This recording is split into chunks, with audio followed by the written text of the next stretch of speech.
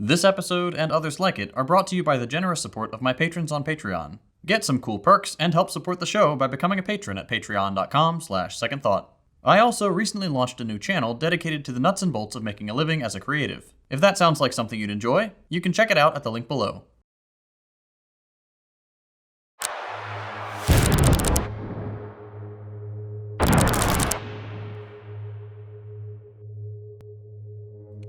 Alright, I'm back with the lo-fi setup again. This is one of those topics where I don't want to be a professional presenter. I just want to talk to you as a human being who's been watching the worst images I've seen in my life over the past few months and try to work through some of it. On October 7th, 2023, the Palestinian resistance took the fight to the Israeli occupation and knocked the wind out of them a little bit. For those who somehow aren't aware of the situation in Gaza, the Palestinian people have been subjected to a brutal and genocidal occupation for 3/4 of a century. It's a long story, and if you'd like to hear more of it, we put out a First Thought analysis episode a while back that covers the history of Israel and the beginning of their ethnic cleansing campaign. We also did a Deprogram episode with the wonderful people who run decolonizepalestine.com, and another good resource is Ilan Pappé's book, The Ethnic Cleansing of Palestine. Pappé is an Israeli historian, so before you go accusing me of only suggesting pro-Palestine sources, maybe give that one a read. You can find all these things linked in the description. For those who can't be bothered, here's a very short summary of what led up to this point. As anti-Semitism flared up in Europe in the midst of the world wars, we also saw the development of the political Zionist movement, which was basically a push to establish a Jewish ethno-state somewhere in the world. That should have been the first red flag. Ethno-states aren't generally a good thing. You might be surprised to learn that Palestine was not the only option on the list. There were multiple other locations considered, on different continents, and all of those places were already occupied. As the evil of fascism threatened Jewish people in Europe, and to a lesser extent the rest of the world, political Zionism won a certain amount of perceived legitimacy, especially among the British elite. In 1948, with the violent support of the British military, the State of Israel was founded on stolen Palestinian land. And it's important to note here that stolen land doesn't mean unoccupied space. It's not like the locals were going, "Ooh, you stole my empty patch of dirt." No. The European invaders forcibly seized critical farmland, port cities, stretches of coastline, places that were occupied and served a vital role in Palestinian life. Of course, all of this was perfectly legal according to very official pieces of paper, so the colonists could wave off the atrocities they committed to claim the land. One of these documents, UN Resolution 181, gave the settlers 55% of the land, which is made even more absurd by the fact that the UN had no legal right to do so and did not consult with the Palestinian people before adopting the resolution. Unsurprisingly, they were pissed, and war broke out. What followed is today known as the Nakba, or catastrophe. Between 1947 and 1949, some 750,000 Palestinians were expelled from their ancestral home. The Zionists seized 78% of historic Palestine, ethnically cleansed and bulldozed over 500 villages and cities, and killed at least 15,000 Palestinians in the process. Today, settlers who were there at the time laugh about the atrocities they committed on camera. עומדת כיתה של זה עם ידיים למעלה, אז באותו יום הייתי רואה אותי, הייתי קוצר את כולם, עד כדי כך. כמה אתה חושב אנשים הרגת ככה? לא ספרתי. אני לא יכול לדעת בחיי.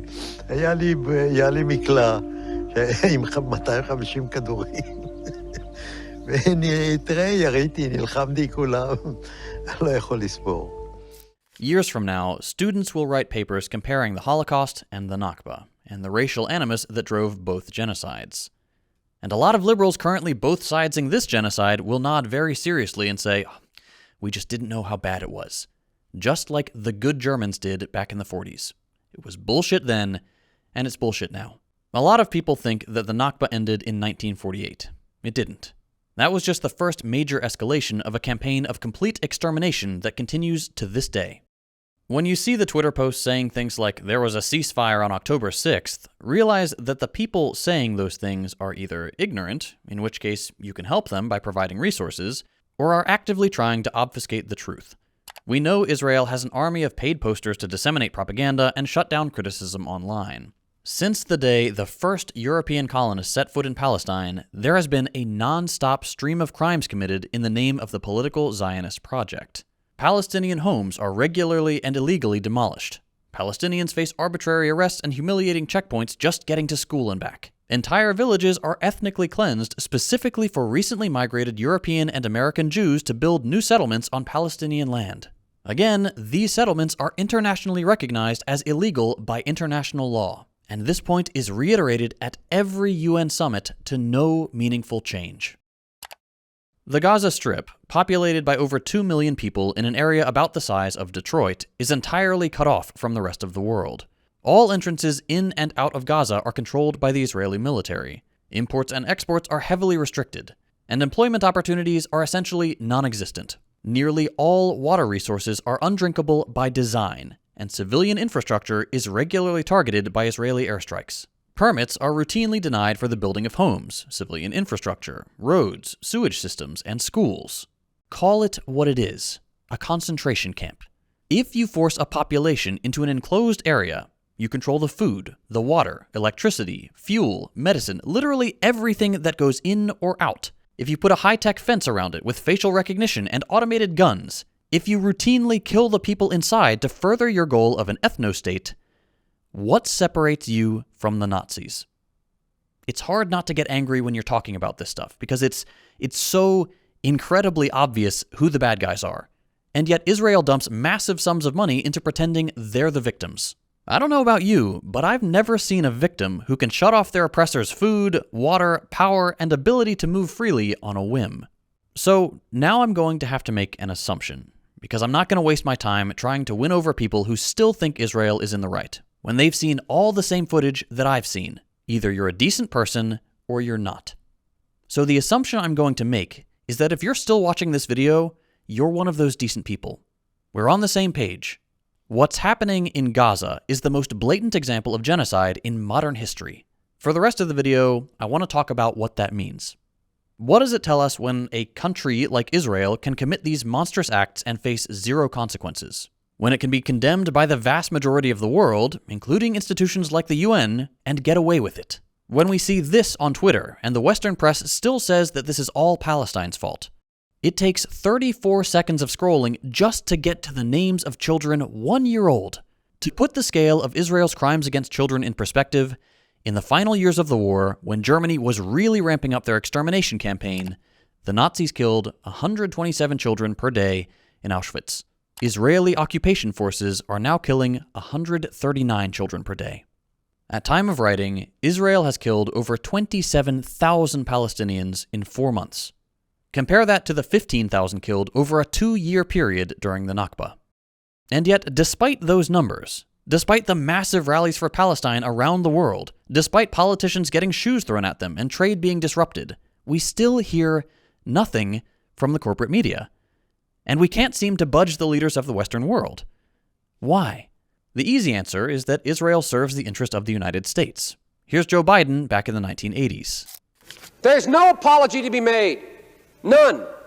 It is the best $3 billion investment we make. Were there not an Israel, the United States of America would have to invent an Israel to protect her interest in the region. The United States would have to go out and invent an Israel. The U.S. and its vassal states depend on having strategic footholds all over the world. Israel is crucial in that regard, serving as a destabilizing force in the region, a useful intelligence outpost, a hub for Western personnel, and, of course, a lucrative trade partner, especially when it comes to weapons of war. But still, when the backlash is this intense, when politicians are being harassed wherever they go, when activists are shutting down weapons plants, blocking ships bound for Israel, when Biden's approval rating is the lowest of any modern president, wouldn't it just be easier to give some concessions? To give Israel a slap on the wrist and make them stop the worst of their atrocities for at least a little while? This is how normal people think. This is not how world leaders, fascists, and oligarchs think. Joe Biden, as mentally unfit as he is for the job, is still the president of the United States. He is the most powerful man in the world. Things like civilian casualties are nothing more than one of many pieces of paper that cross his desk on any given day. People hating him is part of the job. International crises are part of the job. He, like every other president, sees the rest of us as NPCs, little Sims running around his country. We're insignificant. If we have a little red angry face over us, he can pull some levers and distract the majority of people with war over Ukraine or Taiwan, or even just ignore them for a few months. And this isn't to rag on the average person. Most people are busy. We don't have the time to get to the bottom of every geopolitical issue. It's just to say that when you are in a position of power, you have options to make your problems go away. And sometimes you don't even need to do anything at all, and the noisy troublemakers will eventually get bored and move on. What recourse do we have in a situation like that? It's easy to say, we just need to dismantle capitalism and destroy the perverse incentives that enable this genocide. But that's not a realistic solution in the short term. I'm talking specifically about the US here. We don't have anywhere near the level of class consciousness needed to build a revolution. Not in a timely manner, at least. So we find ourselves in a position where it looks like evil has won. Where no matter what we do, Israel is still going to bomb Gaza, and the US is still going to give them the bombs, and the media is still going to say that your eyes are lying to you, and it's actually the Israelis who are the victims. That sounds pretty bleak. And it is. There's no denying that this is a pretty grim timeline. The United States is a tremendous force for evil in the world. There's a reason it's the most hated country on Earth. And there's a reason most Americans aren't aware of that fact. But here's the thing, and this might sound a little flowery at first, but bear with me. Even though evil may seem like it's won, even though the US and Israel may seem impossible to overcome, there will come a day when historians can look back and soberly assess the crimes of these regimes as past projects. The US empire is on the decline. I made a video about that a little while back. It cannot sustain itself the way it has since the post-war years. The United States as we know it today will fade. It may not disappear completely, but its relevance will wane. Israel will go the way of Rhodesia and apartheid South Africa. As long as projects like these are reviled and opposed by the majority of working people, they will eventually succumb to the weight of their own contradictions. And there's a fine line to walk between this is inevitable and this cannot last forever.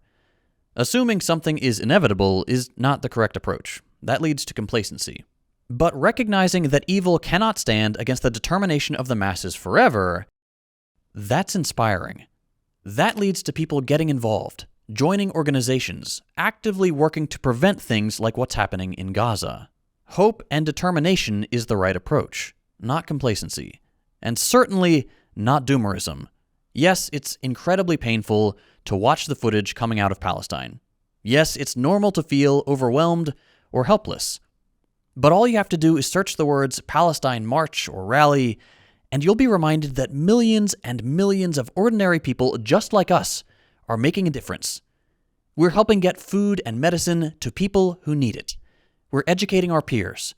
And most importantly, we are scaring the criminals enabling this genocide, whether they admit it or not.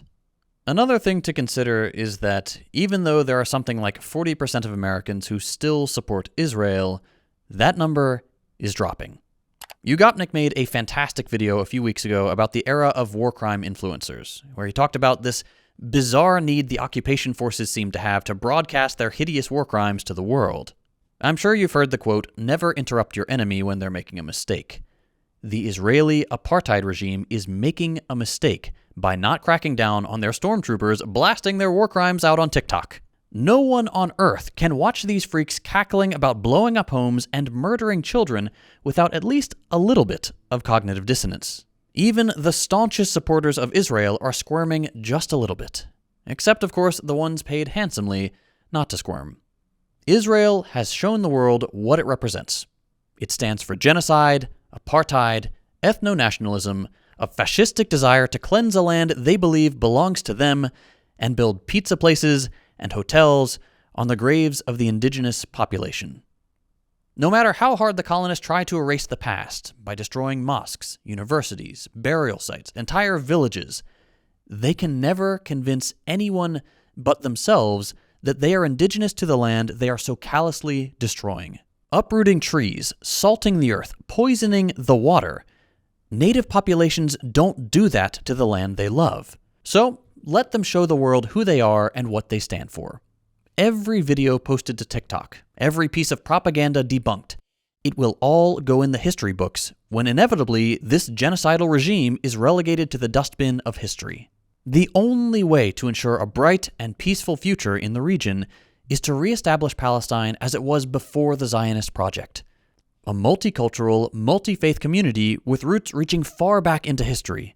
A beautiful past that should be celebrated, not bulldozed and turned into a theme park, not ethnically cleansed and its history rewritten to fit some modern myth. As much as evil will try to win, its own inhumanity will be its destruction. The world sees Israel for what it really is, and one day will remember Israel for what it really was. These days, it's pretty hard to find someone who will admit they supported Rhodesia or apartheid South Africa, but they're still around, pretending like they didn't act just like the supporters of Israel are acting today. So, what happens when evil wins? Evil doesn't win. At least, not forever. And the only thing that determines how long evil is allowed to persist is us. I mentioned at the beginning of the episode that I recently launched a new channel. It's hard to believe, but for the past 10 years now, I've made my living as a creative professional. Over that time, I've picked up a lot of useful tips and tricks, and now I'd like to share them with the next generation of creators. This new channel is dedicated not only to teaching others how to make a career out of working creatively, but also to sharing some general musings on living a creative life. I'm really excited for this project, and I hope I can make a difference to anyone out there who wants to do what I do but doesn't know where to start. So if you're interested in YouTube, or podcasting, or documentary work, or just want a little sneak peek behind the scenes, consider subscribing. Also, as a treat for those who stuck around to the end, you should go check out Means TV. No particular reason, yet. Anyway, as always, thanks for watching. Drop a thumbs up if you liked the episode, thumbs down if you hated it, and I'll see you in the next one.